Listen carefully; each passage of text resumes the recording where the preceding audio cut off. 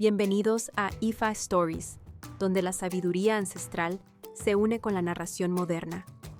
Adéntrate en el mundo sagrado de Ifa, el sistema espiritual yoruba, donde cada historia encierra el poder de la adivinación, el destino y un profundo conocimiento cultural.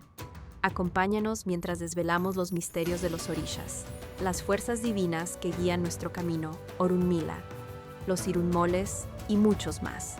Cada historia es un puente entre el pasado y el presente, tejiendo lecciones atemporales que inspiran, iluminan y transforman.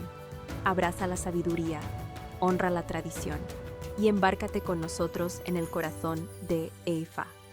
Suscríbete ahora y deja que las historias te guíen.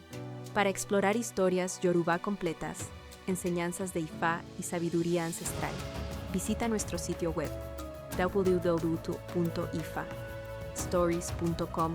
Da un paso en el camino sagrado para acceder a más recursos e información. El nacimiento de la plata y el papel moneda. Historia.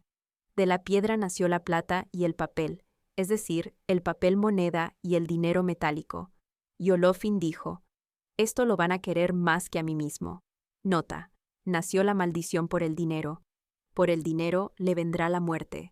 No se pueden romper los juramentos y los negocios hay que repartirlos a partes iguales. Nace la seriedad financiera a costa de la vida. No lloran ni se lamentan por nada.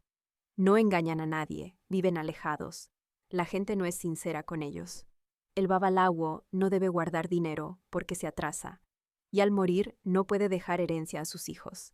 Nace que solo en el Ita y en el Iyoye de Ifa se debe llevar una palangana a la mesa por parte de la Apetebi, donde ésta, después de que todos los awos se lavan las manos y depositan dinero en la misma, lleva la palangana donde el Ba la reza.